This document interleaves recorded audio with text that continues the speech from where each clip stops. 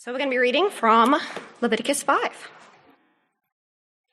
If anyone sins because they do not speak up when they hear a public charge to testify regarding something they have seen or learned about, they will be held responsible.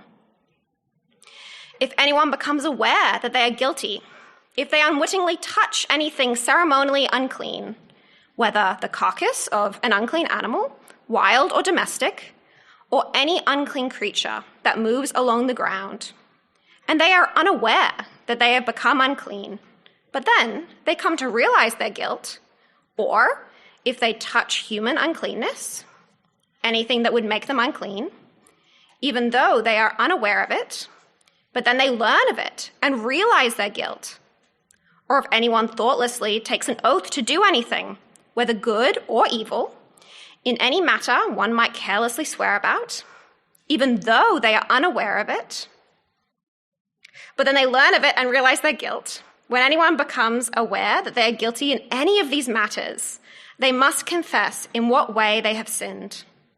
As a penalty for the sin they have committed, they must bring to the Lord a female lamb or goat from the flock as a sin offering, and the priest shall make atonement for them for their sin. And then verse 14. The Lord said to Moses, "When anyone is unfaithful to the Lord by sinning unintentionally in regard to any of the Lord's holy things, they have to bring to the Lord as a penalty a ram from the flock, one without defect and of the proper value in silver, according to the sanctuary shekel. It is a guilt offering. They must make restitution for what they have failed to do in regard to the holy things. Pay an additional penalty of 1/5 of its value and give it all to the priest. The priest will make atonement for them with the ram as a guilt offering, and they will be forgiven. If anyone sins and does what is forbidden in any of the Lord's commands, even though they do not know it, they are guilty and will be held responsible. They are to bring to the priest as a guilt offering a ram from the flock, one without defect and of the proper value. In this way, the priest will make atonement for them for the wrong they have committed unintentionally, and they will be forgiven. It is a guilt offering. They have been guilty of wrongdoing against the Lord." The Lord said to Moses, "If anyone sins and is unfaithful to the Lord by deceiving a neighbor about something entrusted to them or left in their care, or about something stolen, or if they cheat their neighbor, or if they find lost property and lie about it, or if they swear falsely about any such sin that people may commit, when they sin in any of these ways and realize their guilt, they must return what they have stolen or taken by extortion, or what was entrusted to them, or the lost property they found, or whatever it was that they swore falsely about. They must make restitution in full, add 1/5 of a value to it, and give it all to the owner on the day they present their guilt offering. And as a penalty, they must bring to the priest, that is, to the Lord, their guilt offering, a ram from the flock, one without defect and of the proper value. In this way, the priest will make atonement for them before the Lord, and they will be forgiven for any of the things they did that made them guilty." Thank you, Xanthi. Thank you, Mark. Since your little session, I've been madly scribbling out my rhetorical graphs and stats from this sermon.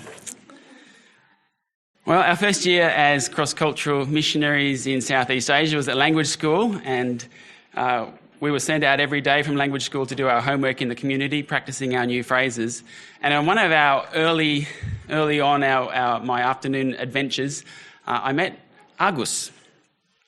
Agus was this friendly, fun, cheeky kind of guy, and in particular, he was patient with my baby stage language.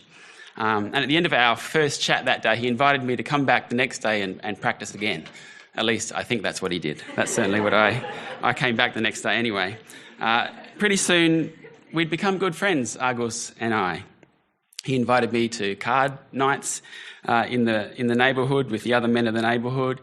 He got me invitations to community events, weddings and other parties. He took me fishing. We celebrated family birthdays together, and though he was poor, he brought gifts for our family. Anna and I got to know his wife, and when their first child came along, we celebrated that together. We went on trips to other cities together. I really liked Agus. He was the first local Muslim man that I shared the gospel with, or at least I tried to with my broken language.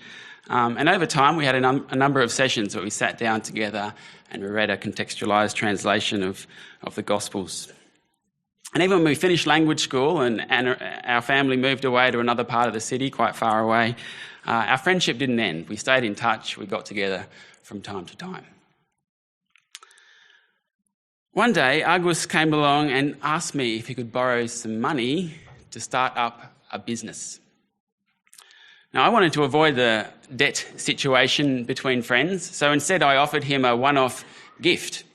But he said no, he insisted it should be a loan, and so together we drew up this plan for him to repay the loan after 1 year after the business had started. Well, every time that we connected in that year that followed, he always said, the business is going great. I'm setting aside the money. It should all be good by the time we get to that 12-month mark. And when the 12 months was up, I invited him over. I said, come over, you can pay the money back and we can celebrate this successful business you've been telling me about for the last year. He said, great, he'd be there. And on the day, he rang me up and said, I'm just about to leave now. I'll be there in a little over half an hour. But he didn't come. I waited that day, and I waited, and he didn't come. And I called him, and he didn't answer. Not that day, not the next day. And sometime later, I eventually got in contact with one of those guys we used to play cards with in his neighbourhood. I said, what's happened to Agus? And he said, he's disappeared. I said, disappeared? Why? And he said, shame. I said, shame? Over what? And he said, he's been lying to you, and he's been lying to others, and it's all come out. See, that money he borrowed from you, he never used for the business.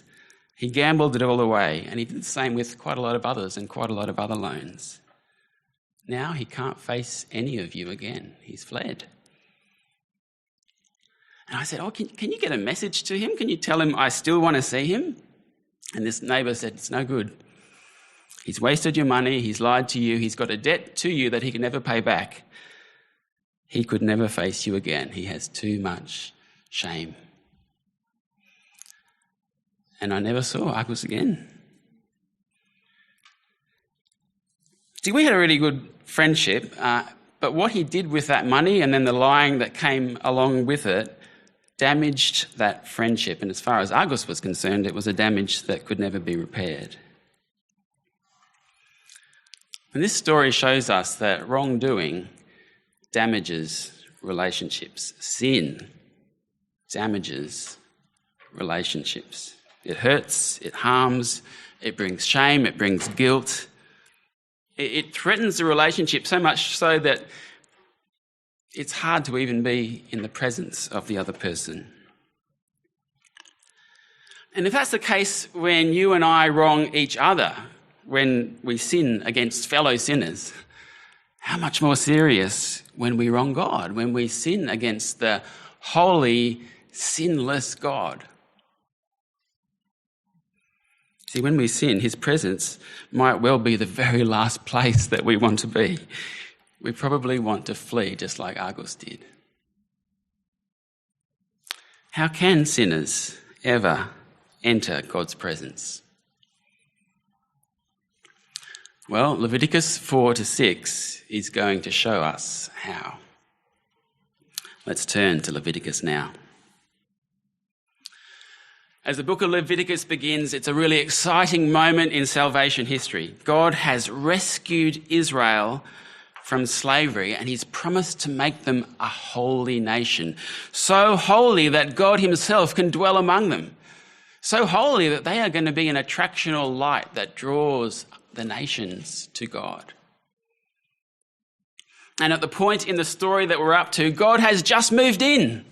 Talk about having someone famous move in next door. God has just moved in their midst and is living amongst them. The tabernacle's been built. It's been filled with his glory. And what we have in the opening pages of Leviticus is God revealing to Israel how they might enter into his presence to worship him. So the opening chapters, in the opening 7 chapters, lays out 5 offerings. 5 offerings which the Israelites are to bring to God as they come into his presence to worship him. So what they do is they give us this portrait of an Israelite approaching God, of an Israelite worshipping, a portrait of biblical worship. In the first 2 weeks of the semester, and we've seen the first 3 offerings. The burnt offering back in week 1, and last week with Jansen, the grain and the fellowship offerings. And we saw that these were opportunities to express thankful devotion and to enjoy fellowship and feasting with God. So wonderful. But what about the elephant in the room, the elephant in the tabernacle? What about the thing that got humanity expelled from God's presence in the first place? The thing that makes entering into his presence now so very, very frightening. The thing that brings guilt, that brings shame, that makes Israel want to flee. What about sin? That's what today's text is all about. Today's text answers this question for us, the question, how can sinners enter God's presence for worship? Let's dive in. So in these chapters, Leviticus 4 through to 6, we have offerings number 4 and 5 of the set of 5, the sin offering and the guilt offering. So in chapter 4 and the beginning of chapter 5, it sets out the particular sins that require a sin offering. And if you commit any of those sins, it sets out a procedure of what you need to do. And at the centre of that procedure is this sacrifice, the offering of an animal or a flower. And then the second half of chapter 5, moving into chapter 6, we have another list of sins, and these ones require a guilt offering. If you commit one of these, once again, there's a procedure. The main difference in the procedure for this one is that because they also involve wrongs against neighbour, there's also a stage where you repay the debt and add some compensation, 20%, along to the wrong party. But the goal of both of these offerings is atonement. Okay, so our question that we're asking of this passage is, how can sinners enter God's presence to worship? And we're going to find 2 answers in our text to this question. And the first is this: we need to acknowledge the extent of the problem. That's the first stage. We need to acknowledge the extent of our sin problem, both in regard to sin's scope and also in regard to sin's consequences. We'll start with scope. See, as you read through these chapters, and Xanthi read some portions for us before, as you read through right from the beginning of chapter 4 into chapter 6, and you discover all the different sins that require sacrifice, a picture builds of the scope of this sin problem, because there are just so many ways that Israel could sin. Israelites can sin not just when they do something, but also when they fail to do something. See, a number of the sins that are listed in these chapters are sins of commission, that is, something you do, like in chapter 6, there's lying or there's cheating, and that's no surprise to us, is it, that things that you do can be sin, but sins can also be by omission, something you fail to do. Have a look with me at chapter 5 and verse 1.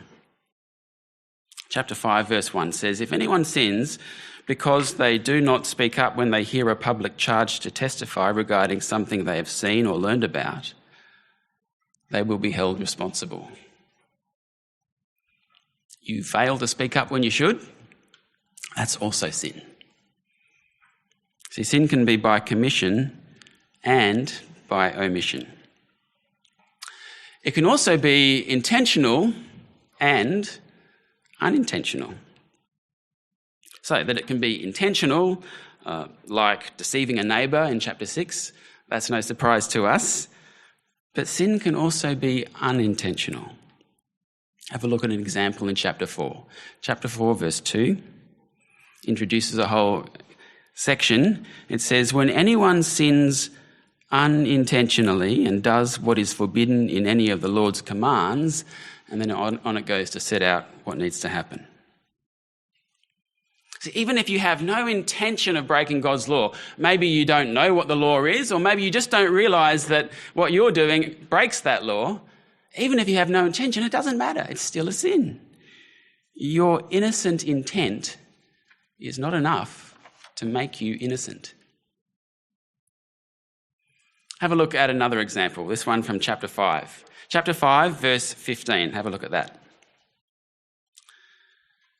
When anyone is unfaithful to the Lord by sinning unintentionally in regard to any of the Lord's holy things, and that would have included, say, the portions set aside for the priests to eat, that would have been the Lord's holy things, they are to bring to the Lord as a penalty a ram from the flock. So let's imagine the scenario here in verse 15. There's hustle and there's bustle in the tabernacle area, and an Israelite comes along and picks up what he thinks is a portion from a fellowship offering, which he's very entitled to eat, as we saw last week, and he bites into it. Yum. But then suddenly the priest points out, hang on, that's a priestly portion from a sin offering. Whoops, ate the wrong portion, the wrong food. We might think that's just an accidental, unwitting mistake. No, it's sin. God's holiness has been violated. The fact that it was an accidental, unwitting mistake doesn't stop it from being a sin that requires a costly ram sacrifice. See, your innocent intent is not enough to make you innocent. So what we're doing here is we're getting a picture of the scope of the sin problem. Sin can be by commission and omission. It can be intentional and it can be unintentional.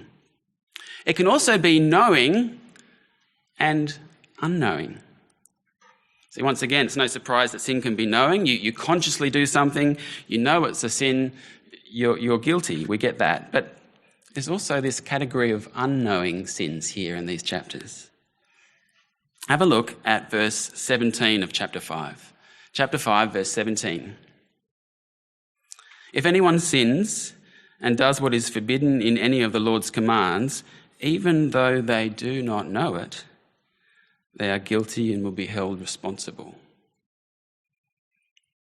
This is a bit different to unintentional sin. With unintentional sin, you didn't mean to eat that priestly portion of the sacrifice, but after you did, you realised your mistake or someone pointed it out, so by the end of the day, you know what you did wrong.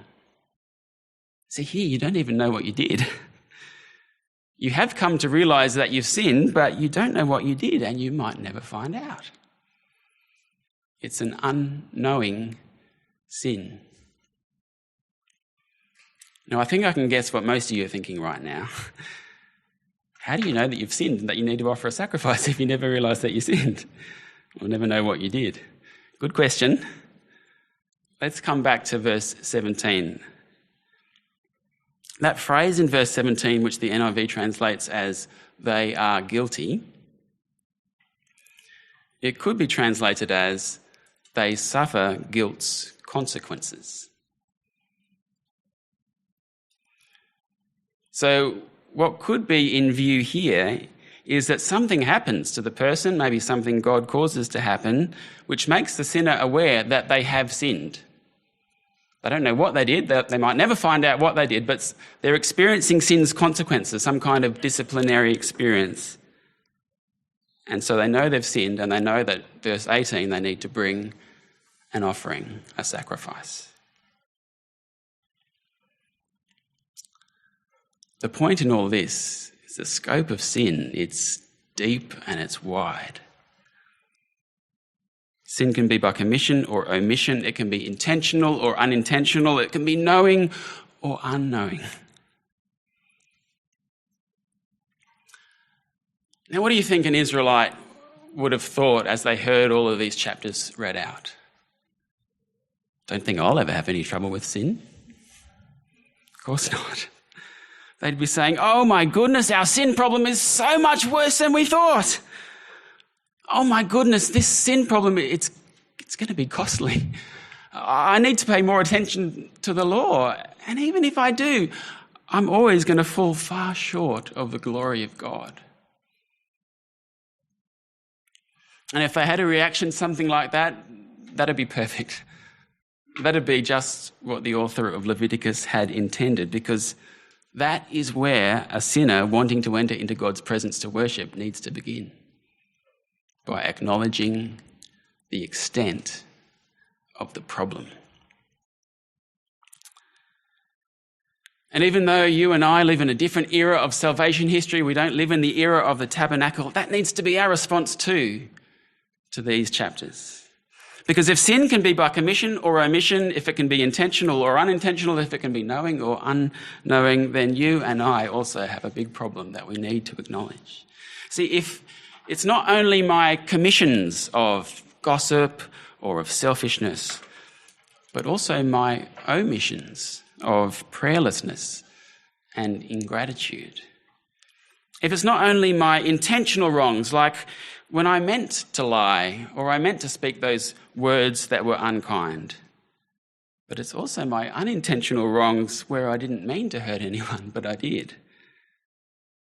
If it's not only my knowing sins of anger and lack of self-control, but it's also my unknowing sins, ways that I've violated God's holiness that I might never find out about. If all of that is sin, then I need to admit, then we all need to admit that our sin problem runs wide and deep.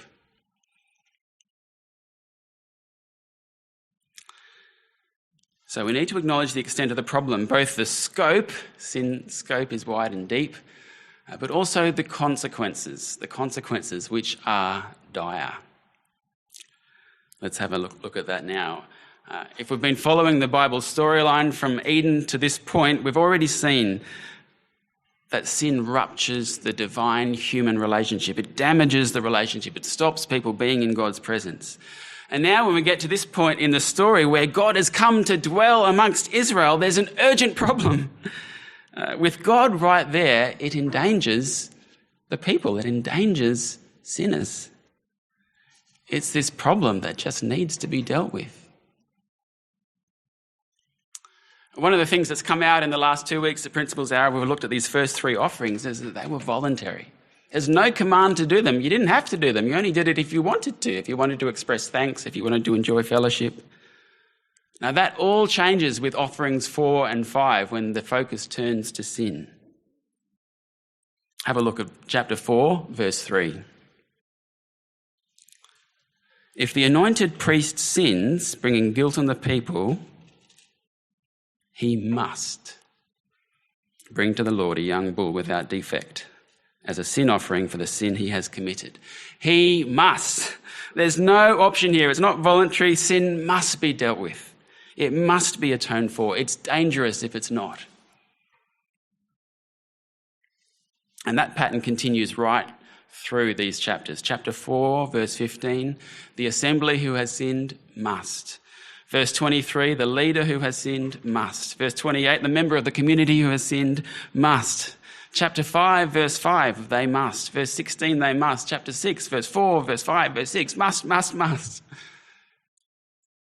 You get the picture. Sin is something which endangers. Undealt with sin is dangerous. It must be dealt with. And in the coming weeks, the book of Leviticus is going to show us just how dangerous undealt with sin can be. And that danger isn't just limited to the individual sinner. Did you notice in chapter 4, verse 3, where it said, if the anointed priest sins, who's endangered? It says, bringing guilt on the people. One person's sin can endanger everyone. So sin's consequences are dire. Our question today is, how can sinners enter into God's presence to worship? The first part of the answer is that we acknowledge the extent of the problem, both the scope, which is wide and deep, and also the consequences, which are dire. Because if we don't take this first step, acknowledging the extent of the problem, we won't properly take hold of God's gracious solution. And this first step, I think, is hard for us. Because we're shaped by our culture, and in our culture, we don't like talking about sin. In fact, we don't even like admitting that sin exists.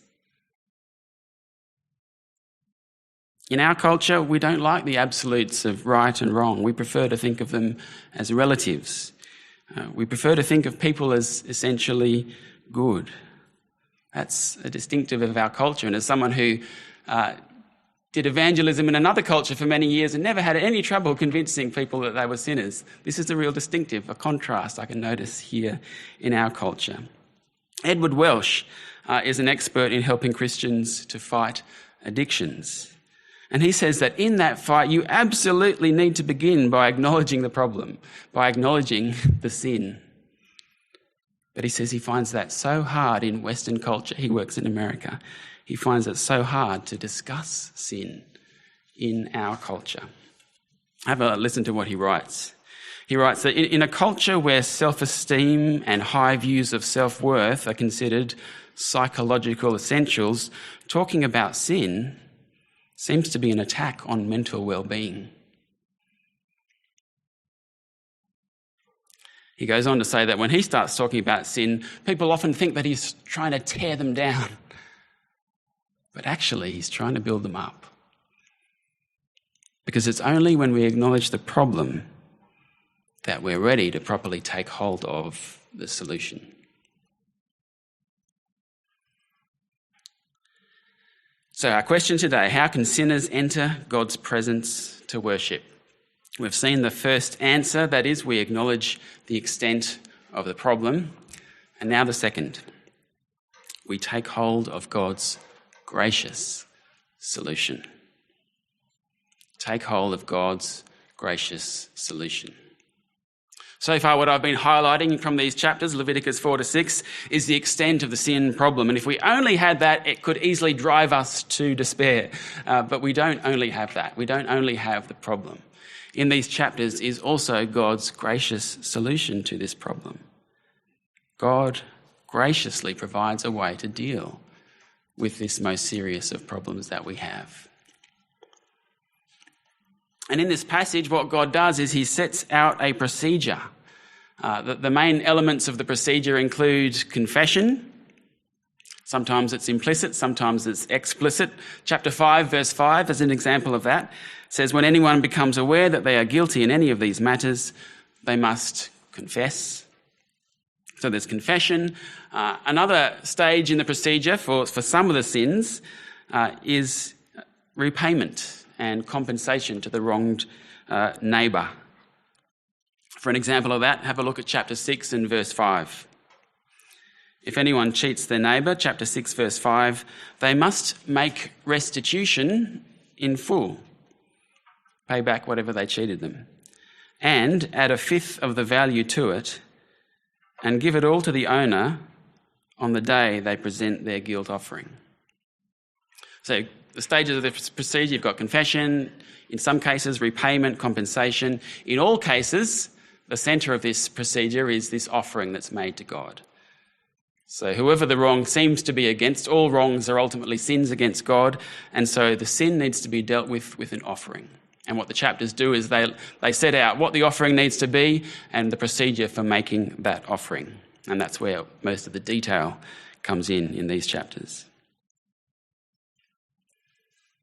But what I really want to highlight is that alongside all that procedure comes this wonderful, amazing promise.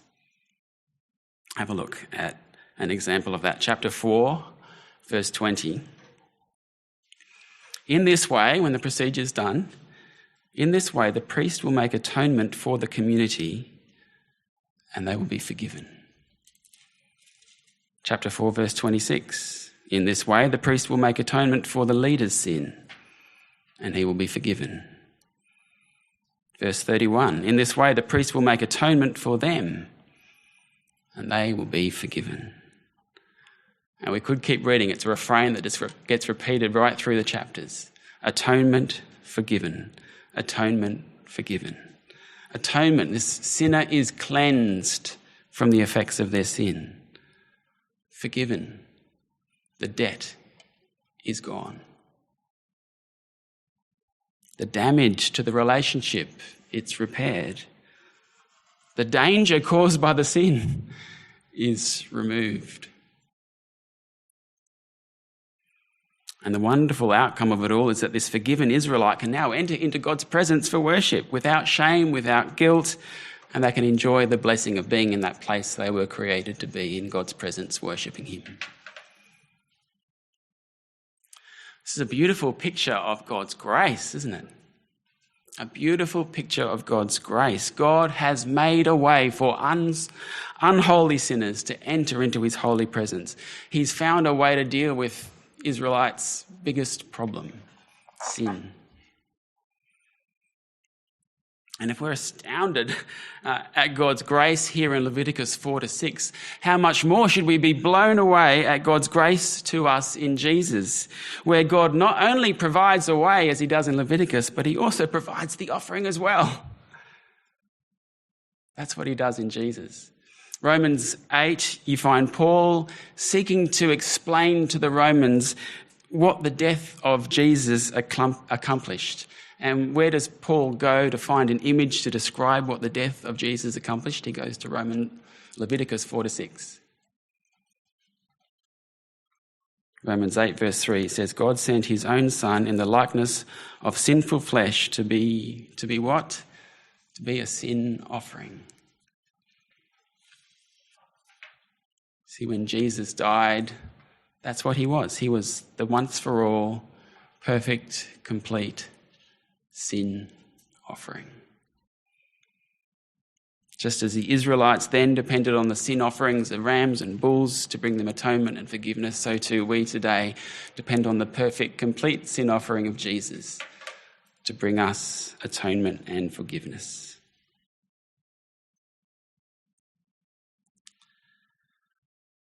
How can sinners enter into God's presence to worship?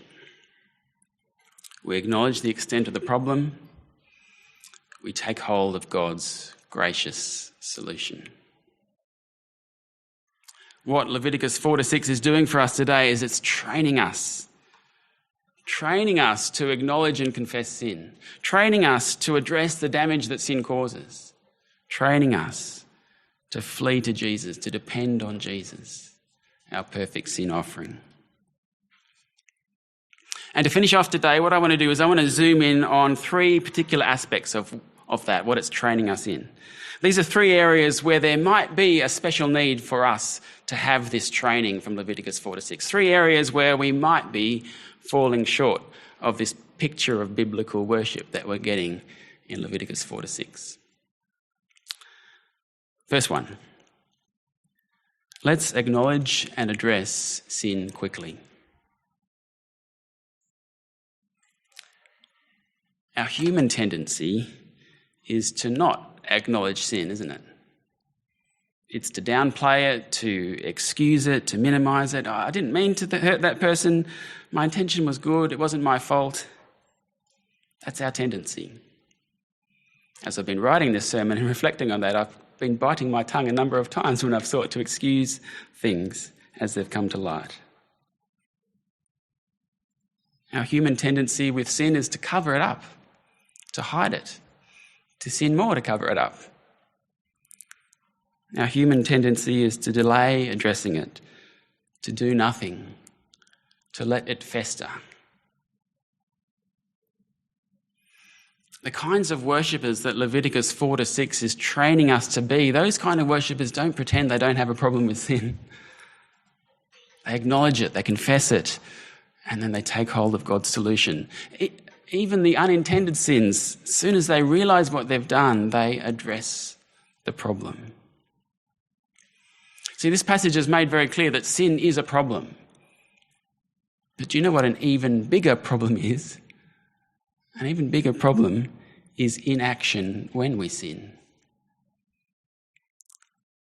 not acknowledging it, not addressing it, not taking hold of God's solution, letting it fester, allowing its effects to multiply, allowing the relational damage it causes just to grow and be untreated. Leviticus 4-6 is training us today to acknowledge sin and address sin quickly. That's the first one. Second one, let's address the fallout of sin with our neighbour as a first priority. In Leviticus 5 and 6, where there's a wrong to neighbour as well as to God, the sinner is always required to make restitution with the wronged neighbour first. The repayment, the compensation. Always required to repair what was damaged to that neighbour first. And then when that's done, then they go and make the offering to God and receive atonement and forgiveness from God. See, reconciliation with neighbour precedes forgiveness from God. Jesus said something pretty similar, didn't he? Matthew 5. If you're offering your gift at the altar and there remember that your brother or sister has something against you, leave your gift there in front of the altar.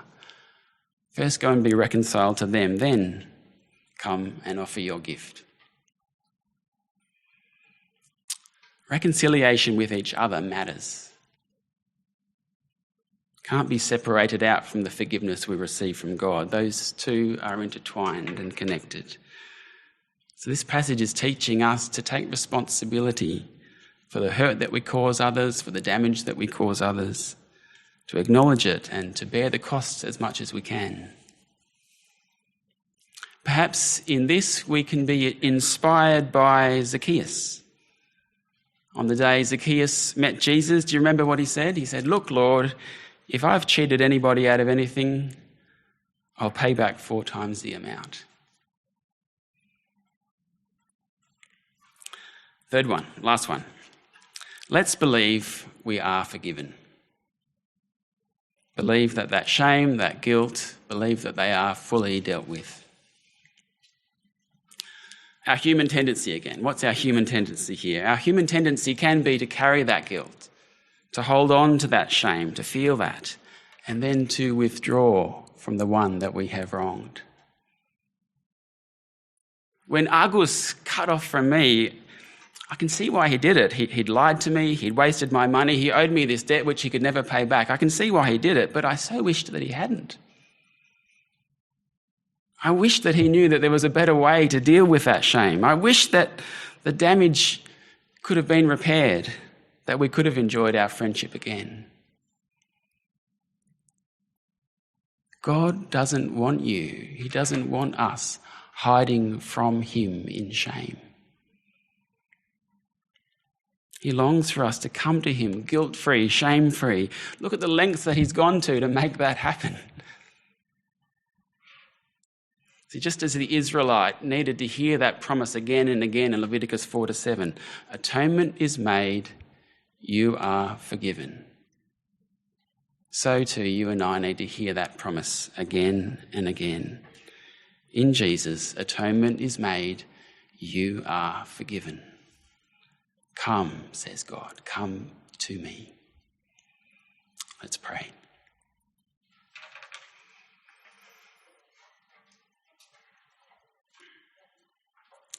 Father God, we thank you that you have made a way. Please help us to acknowledge our sin.